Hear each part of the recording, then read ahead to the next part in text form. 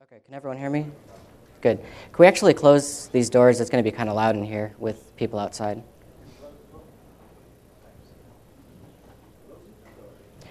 Okay, so my name is Jason Parker. I am a software developer at Digium. I work on Asterisk source code and Asterisk now, a bunch of other things that we developers tend to do. My talk today is going to be about Asterisk redundancy. Everyone has issues, and we're going to talk about ways that we can either get around or solve those issues so that we can get back up quickly. So what we're going to talk about today is types of loss of availability, and we're going to go over what availability actually means. We're going to go over some of the software and hardware that can be used to solve these types of issues. We're also going to go over some node configurations. Basically, this is all clustering style stuff. It's not actually clustering, but we'll talk about what types of different clusters we're going to use. And then also what we do to recover, what it actually means, that sort of thing. So how many of you have had downtime on some system that you use every day because of one of these issues? Raise your hands. So if you're not raising your hand, you've probably never been on the internet, and I apologize for that. No, but really, all of these things tend to fail all the time. You've got hardware that can fail. There's so many parts in a machine that just die. Same with software. Kernels panic, software crashes. Sometimes you'll get deadlocks and various other things that software tends to do. You can have something outside of your control completely, like power loss.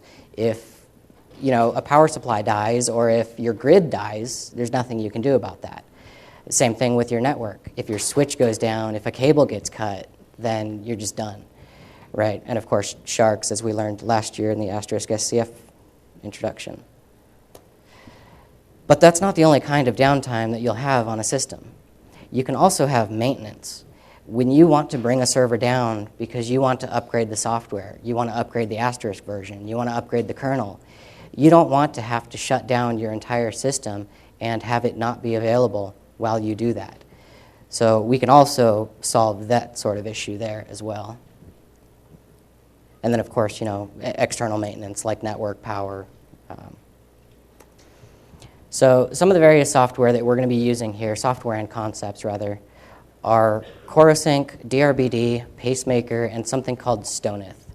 Who here can tell me what Stoneth stands for? You. That's right. That is the best acronym ever. It actually stands for shoot the other node in the head. We'll get into that in just a little bit, but come talk to me afterwards. I've got something for you. So CoroSync is just a communications layer. It's what other software uses to talk between machines. Pacemaker in particular uses it, and that's how it knows what's going on with the other side. And it's just a lightweight protocol. It's fast. It's great at this kind of thing. It's used in lots of clustering applications. DRBD is what's called a distributed replicated block device. What that means is it's basically a layer between your physical disk and your file system, and it's like RAID 1 over a network. So when you write a file to disk on one machine, it's automatically put on the disk on the other machine as well. And it's just immediate. There's no rsync or batched jobs that you have to do. It just happens. And then there's Pacemaker. Pacemaker is what actually does the bulk of the cluster stuff, I guess. It's what's called a cluster resource manager. Pacemaker is what actually knows what's going on with the other system and with itself, and it talks via CoroSync to the other machines, and it's constantly kept up to date with all of the state of everything. It also manages resources. A resource is something like Asterisk or DRBD or something like a floating IP address, which I'll actually get into in a little bit here. And like I said, it's aware of the health of every node on the cluster. And by default, it's got a lot of resource agents. It can control all sorts of different stuff, and you don't have to write scripts or anything to get any of this stuff. It's got web servers and various databases. There's probably like 6 databases that it supports. Various mail servers, and of course DRBD is one of the ones that are included there as well. Asterisk is not included, but Pacemaker can use an LSB compliant script, and the init script for Asterisk and Dotty are LSB compliant. So you could just tell it, you could just point it to those scripts and it can start and stop it and all sorts of stuff. And so like I was saying, stoneth does actually mean shoot the other node in the head. Basically what it's doing is if there is a machine that the other node thinks is acting up, rather than have both of them trying to act on the same resource, be it a file on a file system or some external resource, they can't both talk to it. And if you lose your network link, they have no way of knowing who actually thinks it's in control. So it will literally power off the other machine, and it does so safely, but that's much better than having both machines trying to act on that resource. And like I said, you can have it do forced power downs. It supports a bunch of different stuff, like network-controlled power supplies, or if you have a USB-attached UPS, you would cross-connect the UPSs so that machine B would act on the UPS for machine 1. Does that make sense? Okay. So I'll only get into this briefly, but sometimes you also need to fail over things like PRIs. There's not really any way to do that today unless you get, say, multiple PRIs from your provider. There needed to be a way to switch between which system owns that PRI.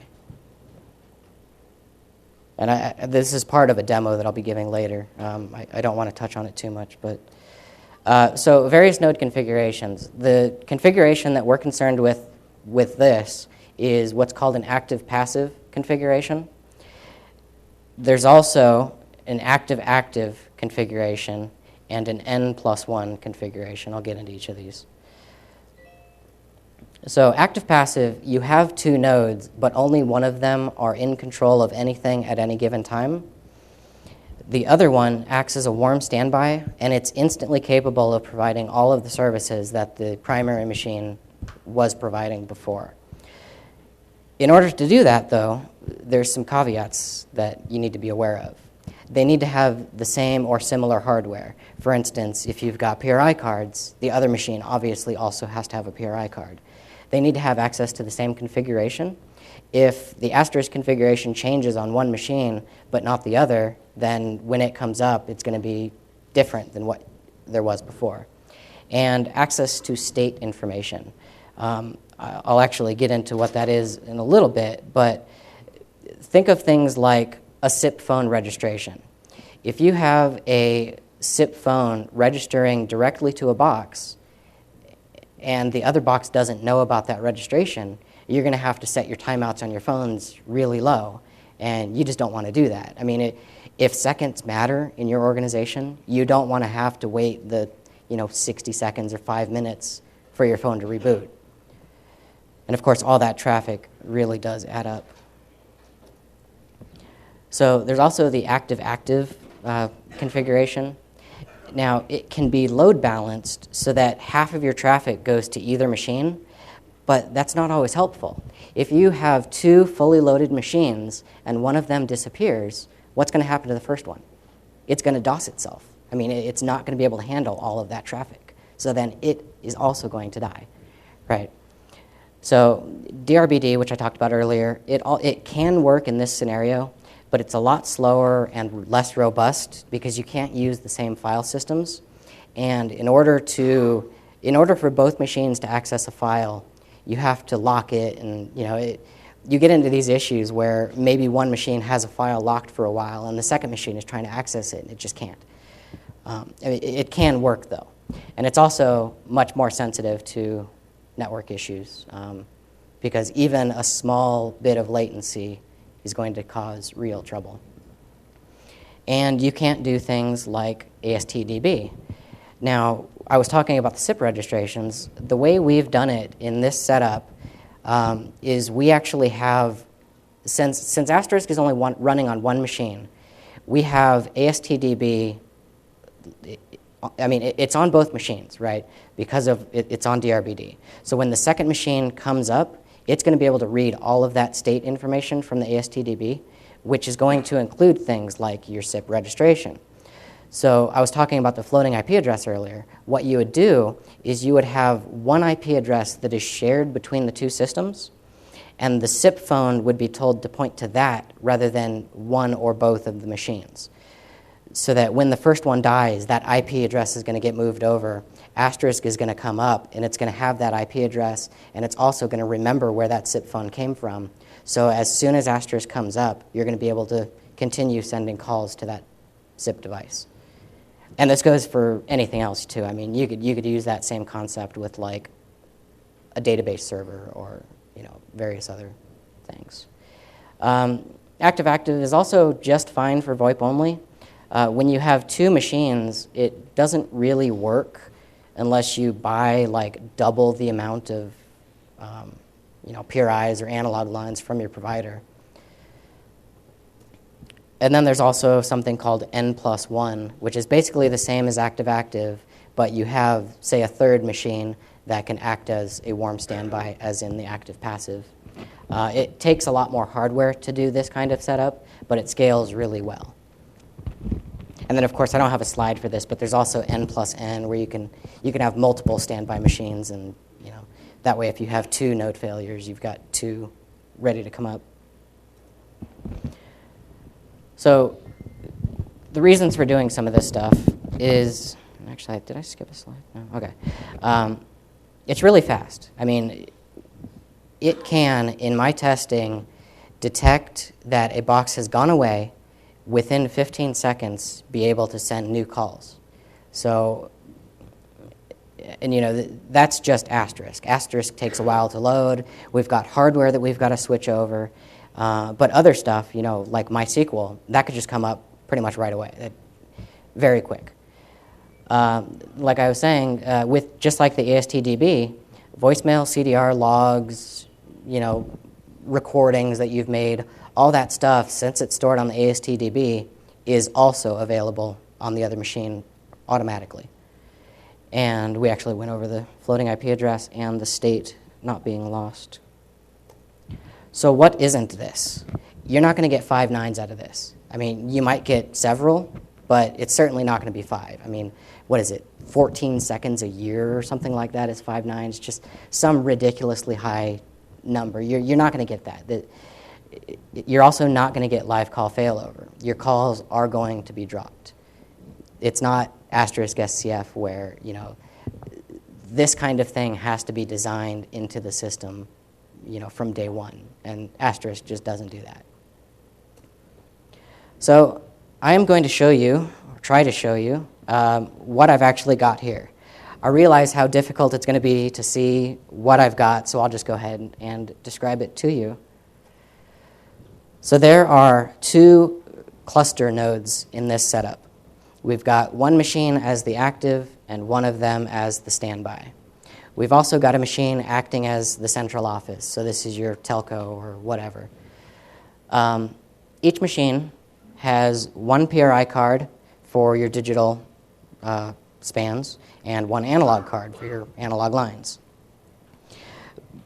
Basically, the way this is going to work is from your telco, you're going into this R-Series box, which is actually available in the code zone if you want to check it out later, or you can come up and ask me. We can talk about that. And then the R-Series is a set of relays that can go from A to B. So when the A machine fails, it will actually switch your physical PRI or analog lines to the second machine, right? And each machine also has an analog line connected the same way through another R-Series. Each machine also has one analog phone. The SIP phone is connected to the switch, which is connected using that floating IP address, which is currently on the active node. And then there is a phone that is connected to the CO, which is going through the R-Series boxes into each of the Asterisk boxes and then back out the Asterisk boxes.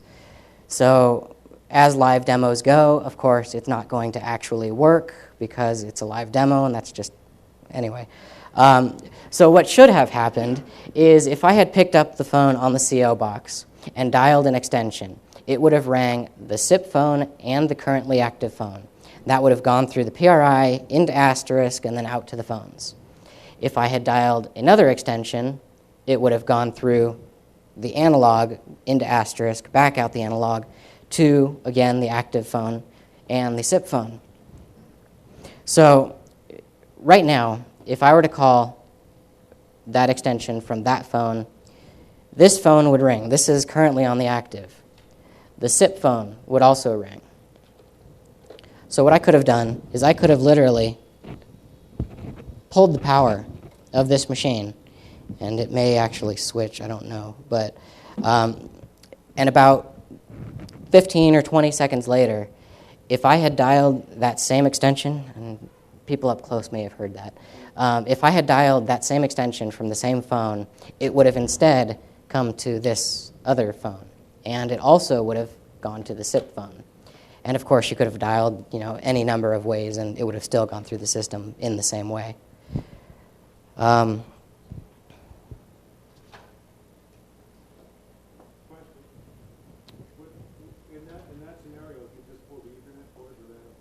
Yeah, the question was, if I had pulled the Ethernet, would the same thing have happened? Yes, but it shouldn't have to.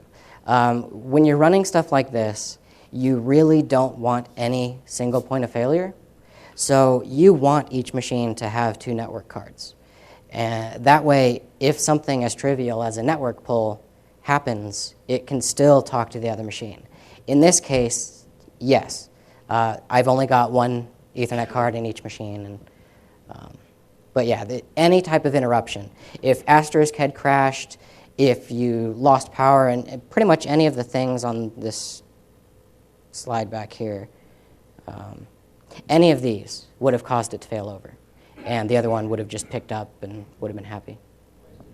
Sure. So when you do second network, are you doing a crossover cable between them? There's various ways to do it. Yeah, a crossover cable between the 2 machines directly and not going through a switch like your primary might. That could work. One of the things that we're doing in this setup is we're actually pinging a gateway address. So it's constantly checking to see if it has access to either the internet or the rest of your LAN or whatever it would be. So while that would work, it's not necessarily the best way. Ideally, you would want 2 switches and two of everything else also. No, you would want the NICs to be completely separate. Yeah, so I guess any other questions then? So is that like silicone on the R card actually monitoring all those things? Is that how you do it? No, the R series board box really doesn't have much intelligence on it.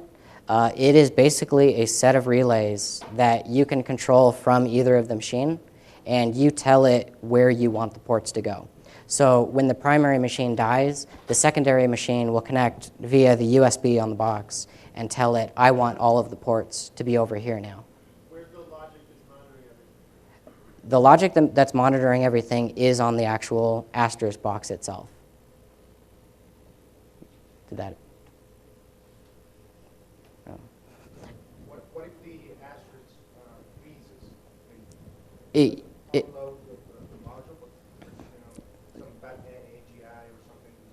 So the question is, what happens if Asterisk freezes, or I guess dies could be similar too. The Pacemaker resource is constantly connecting to Asterisk to check the health of it. And in a deadlock situation or a situation like that, and you could expand it more even, so you could run something like SIP-P to send a SIP options message to it and see if you get a response. And if you don't get a response, then that's indicative that it's not healthy and it should switch. Other questions? Sure.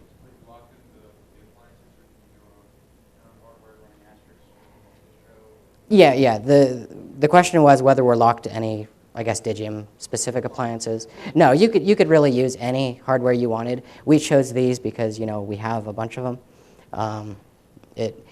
I think we actually used I think we used Debian for these. It was just a stock, Debian install with Asterisk and the software that's included with the R series, some of the software we talked about before. Any other questions? So you have a problem with if the node goes down, then your calls and logs. Is there a way to engineer your system such that Asterisk allows the argument to that set up external gateways so that your Asterisk box goes away? Those calls from the system, let's say, to the gateway or from the phone remain up during the So the question is, I guess, how you would keep it from not dropping calls? In very limited situations, it might be possible, but Asterisk isn't really designed that way. At some point, you've got to have something handling your call, right?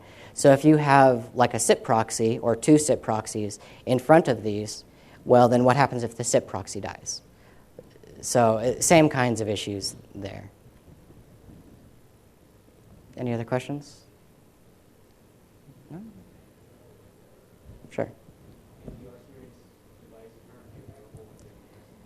I don't have pricing. The question was whether the R-Series boxes are available yet. I do not have pricing. They are supposed to be available December 9th, somewhere around that area.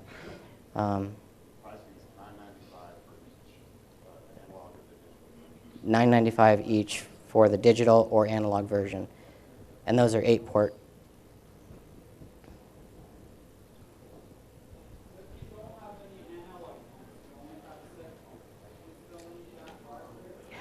No, well, sort of. So the question was, if you don't have any analog phones, would you still need something like the R-Series? Not necessarily. But if you have PRIs coming in from your telco, then you're going to want something to handle that. But with just a SIP-only scenario, if you've only got VoIP providers, things like that, then no, there's really no reason to have them. Any other questions? Anyone? Yeah. Do you have any white papers for best practices for configuring a TRPD configuration? White papers for configuring this stuff. Sort of, not really. There's a lot of Yeah, if you Google sure, there's with 100 different configurations, but is there a Digium best practices recommendation? sort of. There's not something that we publish about just this type of setup. There is a manual that is included with the R-Series boxes that'll actually go through step by step configuring all the parts of it. And in that case, I imagine those would be available probably to everyone, right? Yeah, so those will be available in 6 weeks or something, and you could just skip the R-Series parts of it.